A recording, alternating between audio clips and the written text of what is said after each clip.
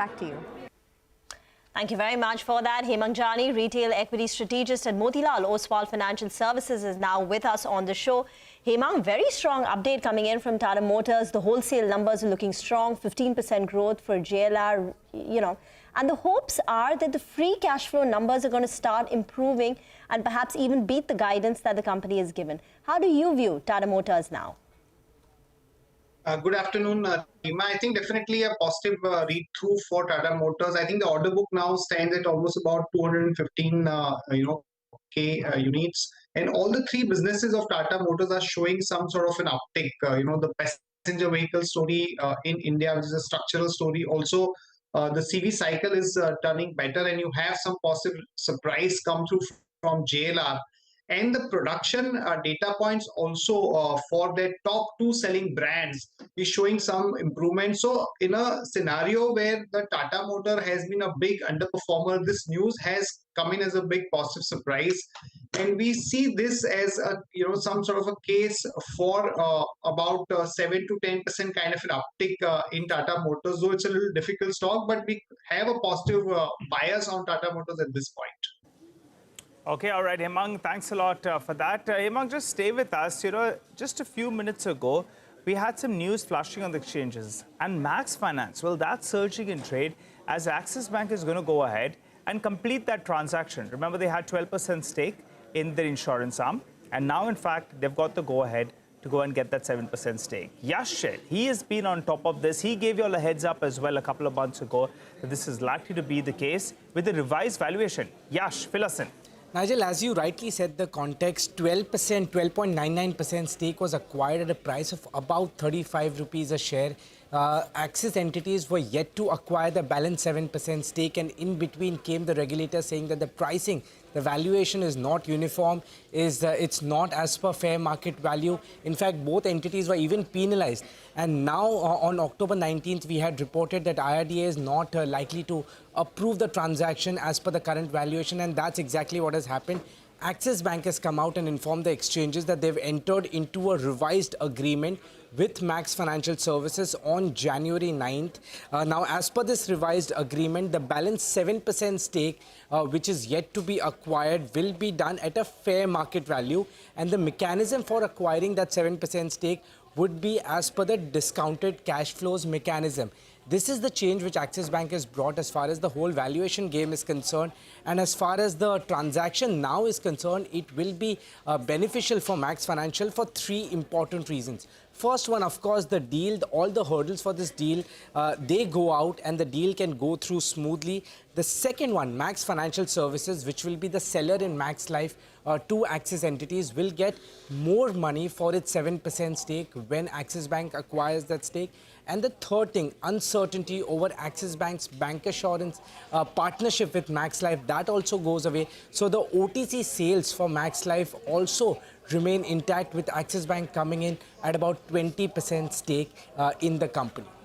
Okay, all right. Thanks a lot for that, Yash, and congratulations. You're stuck to your guns, and in fact, you gave us a heads up on this. And as we speak, Max Finance, well, that's flying away.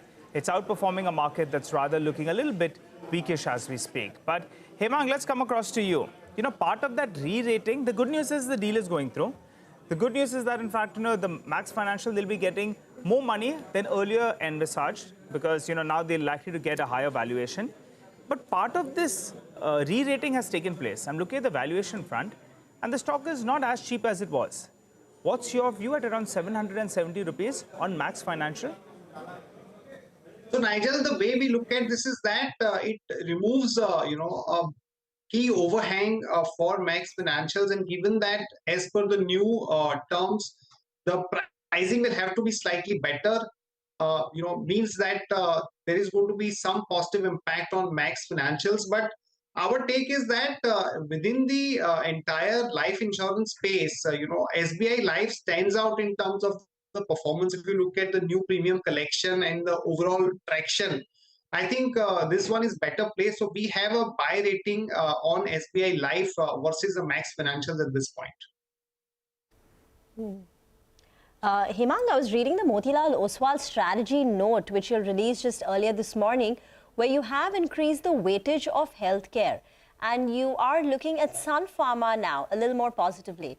Could you tell us what is it? Why do you think healthcare has turned the corner? Is it just the recent underperformance? Tell us a little bit more behind this weightage increase for healthcare. So, Rima, what we are saying is that within the pharma sector, the healthcare is doing much better. And when we look at the overall growth for next, let's say, 1 or 2 years, what stands out is that even on a higher base, Apollo hospitals, will continue to do well.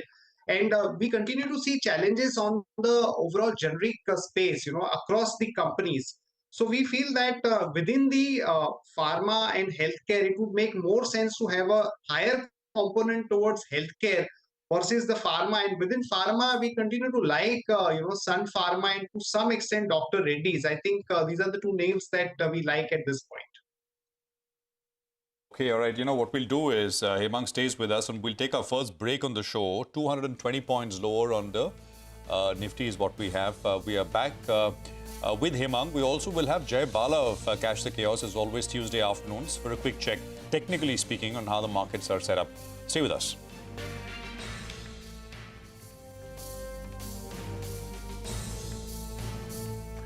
Welcome back. The other big mover today is SonaBLW, which is in the fast lane. The company had announced the acquisition of a little more than 50% stake in a company which helps them get into the sensory market of electric vehicles, Nuvoco. I think that's what the name of the company was.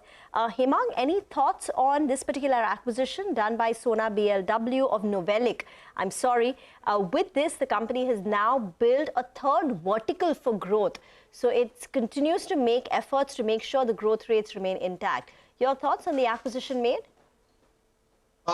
Very positive long term. We think that this would add to about 10 to 15% of the revenue over a period of time. Currently, it is contributing about 3% of the revenue, which is quite meaningful. What is more important is that the company has made a lot of progress in terms of bringing products on the autonomous and connected technology side. So we think that given this development, people would turn more positive on Sona from a longer term perspective. Hemang, any thoughts on IDBI at about 55, 56? No, Prashant, I think a large part of this entire re-rating that we have seen across the PSU names, I think that story has played out. And it's time to look at hardcore numbers and what sort of growth companies can throw up. And from that perspective, we would have a more constructive view on some of the larger private banks and select PSU banks. We would not really want to go out too aggressive on the second and third liner names where the risk reward does not look that favorable. Okay, all right. Hemang, thanks very much. Good speaking with you. Appreciate you joining in with that perspective and see you back soon. Well, 230 points lower on the Nifty is what we have at this point.